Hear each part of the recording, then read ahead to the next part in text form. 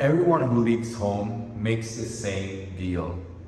You don't say it out loud and you don't write it down. But the day you get on that plane, you kind of make a contract with yourself.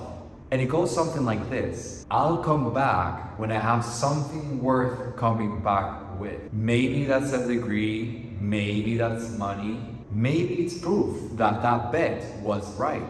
And that deal becomes your fuel. It justifies the distance. It turns guilt into purpose. It gives shape to years that otherwise feels like you're just drifting. But the thing about that deal is this. It doesn't have a finish line.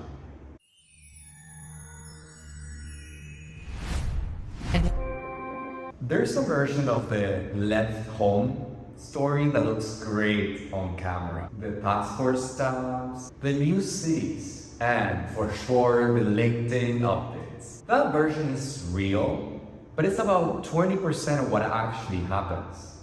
The other 80%, it's kind of in the middle. And the middle is boring and confusing, and unfortunately, it doesn't photograph as well. The middle is your friends back home buying apartments with mortgages when they're 25, getting engaged, posting photos of that restaurant that you used to enjoy going every Sunday. And funny enough, you're in some city where you don't even know in what aisle the olive oil is. You're learning a new tax system in a new country, third time in a row. You're figuring out how heating works in Berlin. And all of that is happening while you're trying to close a sales deal in a language that maybe you think 40% of the time. Your CV doesn't make sense to anyone. Not to recruiters, not to your family, sometimes not even to yourself. So what do? Well, I did hospitality operations when I was growing up. And then I did digital marketing. And then technology sales across a few countries. And now I'm building. You can see that most people check out after the first comma. And the worst part isn't the confusion, it's just a weird feeling.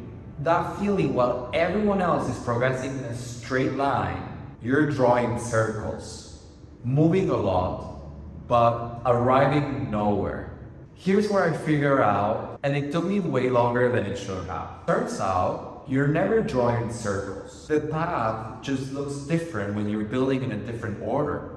Your friends back home might be getting married and buying homes, building the life that makes sense when you stay. School, degree, job, engagement ring. That sequence is legible. Everyone understands it, and there's nothing wrong with it. But if you left, that exact sequence broke, and you didn't skip the steps. You took them in a different order. And when you build out of order, nobody can read your progress, not even yourself. That job you took that didn't land anywhere, maybe that's where you learn that people buy from people they trust, and not people with the best pitch. You sat through long conversations that literally felt like nothing, but those conversations were actually everything. In that phase that you changed industries and it felt like you were starting back from zero, that might be where you actually learn to build things properly. Because when you don't have a reputation to fall back into, your work has to speak way louder. So you stop winging it. And that relationship that ended and rearranged your whole life, it taught you to cut everything that doesn't matter. What you actually need, what you can carry, and what's worth rebuilding and what was just comfortable. None of this looked like progress at the time. They all looked like surviving.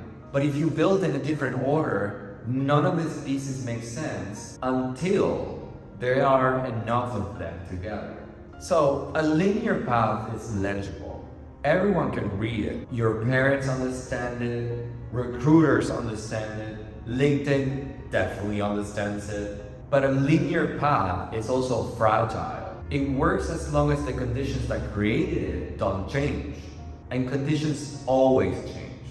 A non-linear path, it's fucking confusing. It is way harder to explain at dinner parties. And it doesn't fit on an Instagram bio. But it's resilient because every time you start in a new place, with a new language, with a new set of rules, you are training your ability to adapt, to build from scratch, to figure out the game before anyone tells you the rules. If that sounds like falling behind, sure. But somewhere along the line, you build a skill set that people on a straight line never needed to develop. And that, ladies and gentlemen, that changes everything. Oh, and at some point, when you finally stop and look at everything you collected, you realize, oh, this wasn't scatter, this was preparation. So let me come back to the deal. I left Argentina at 17, and the deal that I made with myself was, come back when you have something worth showing. And for the longest time, I thought that meant an exact amount of money. A number, just some proof that I didn't waste the distance. So I kept going. Ireland, Germany, Netherlands, China, back to Europe. Each country added something, but the deal never felt done because the deal, as I made it at 17, was designed to never be done. Come back when you have something worth showing. It's kind of like a moving target. If you think about it, there's always going to be more to show. There's always going to be one more year, one more role, one more thing that might make it feel like it's completed. You're not stuck because you're lazy or lost. You're stuck because you made a deal with a version of yourself that didn't know what enough looked like. And that version never updated the terms. And here's when it shifted for me. I stopped asking, do I have enough to go back home? And started asking, what did I build while I wasn't paying attention? And the answer low-key surprised me. Not because it was impressive on paper, but because it was coherent. That scattered path had built me a system. The hospitality thinking from my family, the sales discipline from working in countries that weren't mine, the ability to read a room in every single language, and the habit of building structure when there's no clear safety net. None of it was planned, but all of it connected. And I realized the deal was wrong. Not wrong to make. You needed the fuel, but wrong to keep in its original form. The new deal is simpler. You don't come back when you have something to show. You come back when you realize that what you built along the way was the thing all along. I bought my first apartment this year in Buenos Aires. The walls are still mostly bare. I don't even have curtains yet. And I know how it looks from the outside. The guy who left and came back with the keys. Success story. I made it, but the apartment isn't the point. The apartment is what happens when you stop trying to finish the deal and start trusting the system that you accidentally built. So I didn't come back because I had enough. I came back because I finally understood what I've been building. And the thing that I was building isn't a bank account or a CD. It was a way of operating, a way of listening and preparing and adapting and creating value in rooms that nobody owed me anything. That way of operating built this apartment. But it also built something harder to photograph. The confidence that I can build the next thing, wherever that is. And here's what took me the longest to understand from all of this. I spent years trying to catch up to the straight line, but my line was drawing something they cannot copy. I just couldn't see it yet. So if you're somewhere right now that doesn't feel like progress to you, if your CD looks like a puzzle that's missing the box cover, if you made a deal with yourself when you left, and you still feel like you haven't held up your end, maybe the deal needs renegotiating. Not because you failed, because you outgrew the person who made it.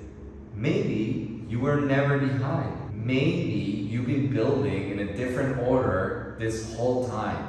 And the pieces are going to click.